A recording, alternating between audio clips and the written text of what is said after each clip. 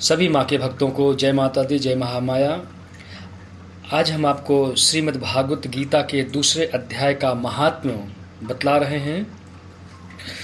श्री भगवान कहते हैं, लक्ष्मी, प्रथम अध्याय के महात्म्यों का उत्तम उपाख्यान मैंने तुम्हें सुना दिया। अब अन्य अध्यायों के महात्म्य श्रवण करो। दक्षिण दिशा में वेदता ब्राह्मणों के पुरंदरपुर नामक नगर में श्रीमान देवशर्मा नामक एक विद्वान ब्राह्मण रहते थे।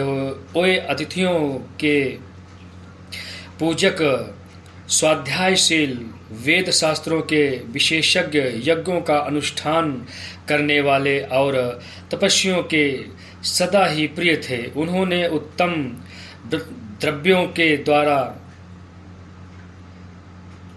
अग्नि में हवन करके दीर्घ काल तक देवताओं को तृप्त किया, किंतु उन धर्मात्मा ब्राह्मण को कभी सदा रहने वाली शांति न मिली। वह परम कल्याणमय तत्व का ज्ञान प्राप्त करने की इच्छा से प्रतिदिन प्रचुर सामग्रियों के द्वारा सत्य संकल्प वाले तपस्वियों की सेवा करने लगे। इस प्रकार शुभ आचरण करते हुए उन्हें बहुत समय बीत गया। तदंतर एक दिन पृथ्वी पर उनके समक्ष एक त्यागी महात्मा प्रकट हुए। वे पूर्ण अनुभवी, आकांक्षा रहित, नासिका के अग्रभाग पर दृष्टि रखने वाले तथा शांत चित्त थे। निरंतर परमात्मा के चिंतन में संलग्न हो वे सदा आनंद विभोर रहते थे। देव शर्मा ने उन्हें नित्य संतुष्ट तपस्वी को शुद्ध भाव से प्रणाम किया और पूछा, महात्मन, मुझे शांतिमयी स्थिति कैसे प्राप्त होगी? तब उन महात्मा ज्ञानी संत ने देव शर्मा को सौपुर ग्राम के निवासी मित्रवान का, जो बकरियों का चरवाहा था, परिचय दिया और कहा, वही तुम्हें उपदेश देगा।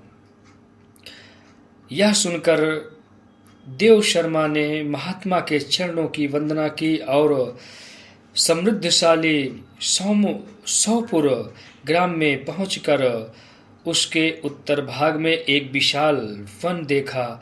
उसी वन में नदी के किनारे एक शिला पर मित्रवान बैठा था। उसके नेत्र आनंदातिरेक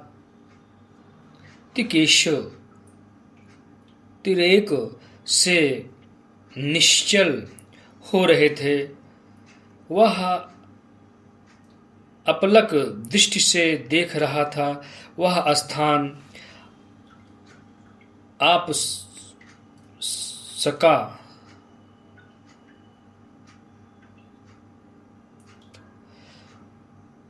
स्वाभाविक वैर छोड़कर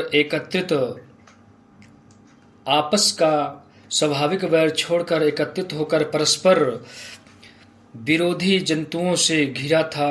वहां उद्यान में मंद मंद वायु चल रही थी। मृगों के झुंड शांत भाव से बैठे थे और मित्रवान दया से भरी हुई आनंदमयी मनोहरिणी दृष्टि से पृथ्वी पर मानो अमृत छिड़क रहा था।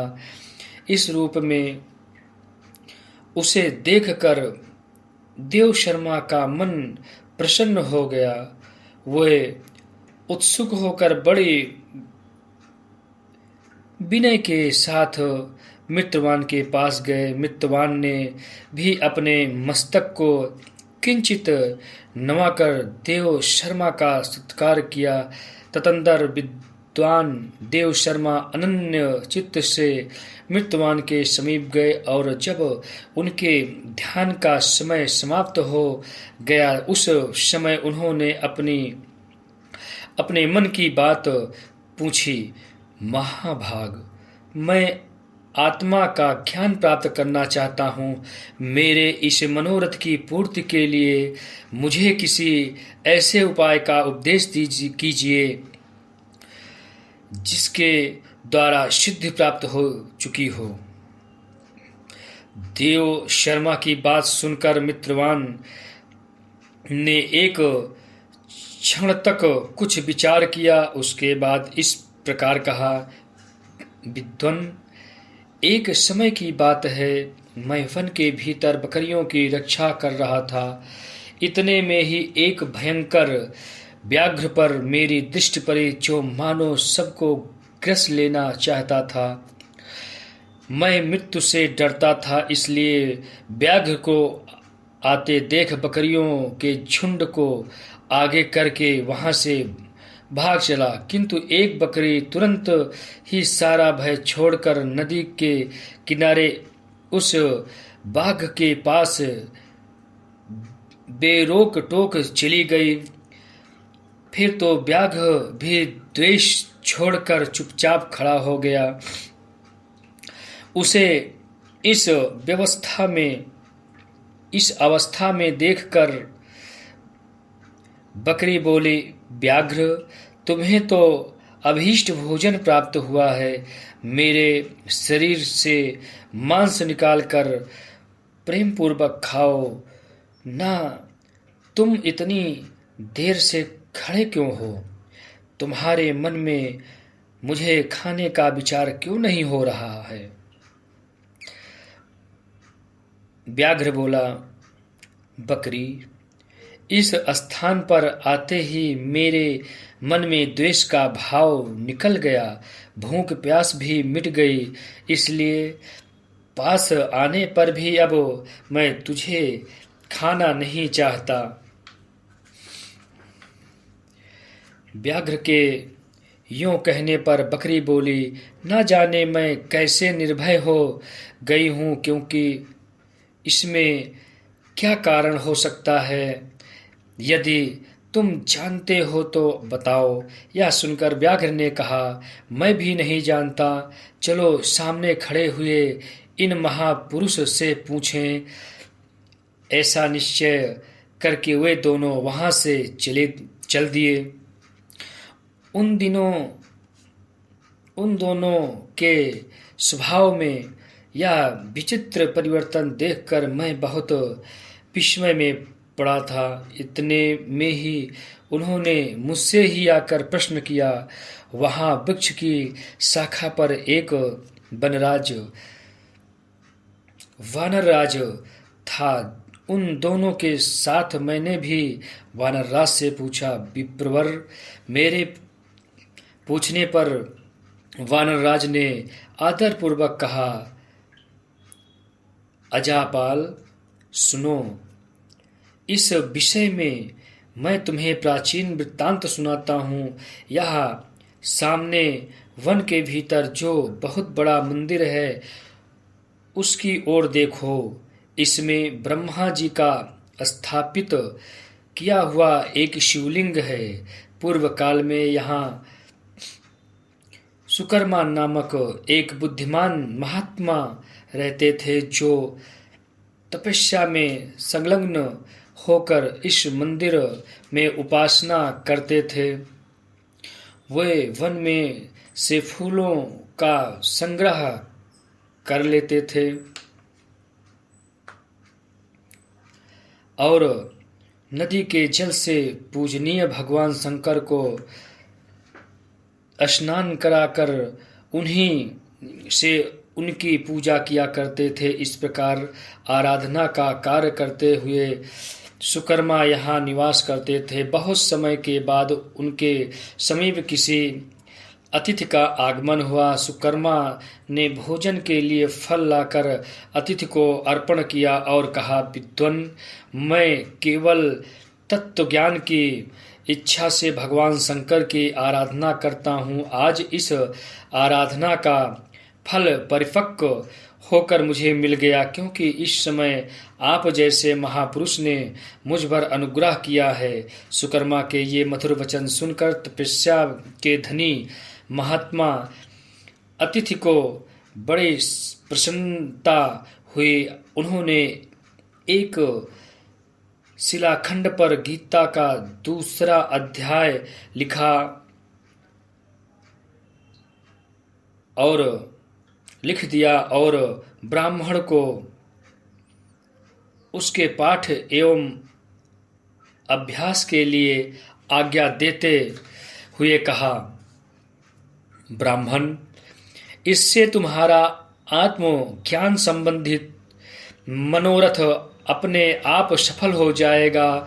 यूं कहकर वे बुद्धिमान तपस्वी सुकर्मा के सामने ही उनके देखते देखते अंतर्ध्यान हो गए। सुकर्मा विस्मित होकर उनके आदेश के अनुसार निरंतर गीता के द्वितीय अध्याय का अभ्यास करने लगे। तदंतर दीर्घ काल के पश्चात अंतःकरण शुद्ध होकर उन्हें आत्मज्ञान की प्राप्ति हुई। फिर वे जहाँ जहाँ गए वहाँ वहाँ का तपोवन शांत हो गया। उनमें शीत उष्ण और राग द्वेष आदि की बाधाएं दूर हो गई। इतना ही नहीं, उन स्थानों में भूख प्यास का कष्ट भी जाता रहा का मतलब हुआ कि दूर चला जाता था। किसी को भूख प्यास नहीं लगती थी तथा भय का सर्वथा अभाव होता गया। इसका मतलब कि डर भय दूर हो गया, लोगों के धीरे धीरे दूर होता चला गया। यह सब द्वितीय अध्याय का जप करने वाले सुकर्मा ब्राह्मण की तपस्या का ही प्रभाव समझो। मित्रवान कहता है, वानरराज, कि यूं कहने पर मैं प्रसन्नता पूर्वक बकरी और बाघ के साथ उस मंदिर की ओर गया। वहां जाकर शिलाखंड पर लिखे हुए गीता के द्वितीय अध्याय को मैंने देखा और पढ़ा। उसी की आवृत्ति करने से मैंने तपस्या का पार पा लिया है। अतः भद्र पुरुष, तुम भी सदा द्वितीय अध्याय की ही आवृत्ति किया करो। ऐसा करने पर मुक्ति तुमसे दूर नहीं रहेगी। अंतिम समय में तुम्हें मुक्ति प्राप्त होगी। इस जीवन मरण के भावसागर चक्र से सदा सर्वदा के लिए दूर हो जाओगे। श्री भगवान कहते हैं, विप्रे, मित्रवान के इस प्रकार आदेश देने पर देव शर्मा ने उसका पूजन किया और उसे प्रणाम करके पुरंदरपुर की राह ली। वहाँ किसी देवालय में पूर्वोक्त आत्मज्ञानी महात्मा को पाकर उन्होंने यह सारा वृत्तांत निवेदन किया और सबसे पहले उन्हीं से द्वितीय अध्याय को पढ़ा। उनसे उपदेश पाकर शुद्ध अंतःकरण वाले देव शर्मा प्रतिदिन बड़ी श्रद्धा के साथ द्वितीय अध्याय का पाठ करने लगे। तब से उन्होंने अनवद्य प्रशंसा के योग्य परम पद को प्राप्त कर लिया।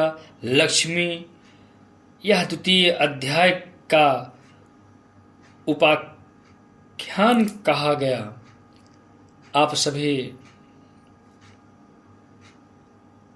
भक्तगणों से जो भी हमारा चैनल महामाया योगा दरबार सब्सक्राइब ना किए हों, आप लोग उस चैनल को सब्सक्राइब करें, ज़्यादा से ज़्यादा वीडियो शेयर करें, लाइक करें। आपको अगले चैप्टर में श्रीमद् भागवत गीता का द्वितीय अध्याय का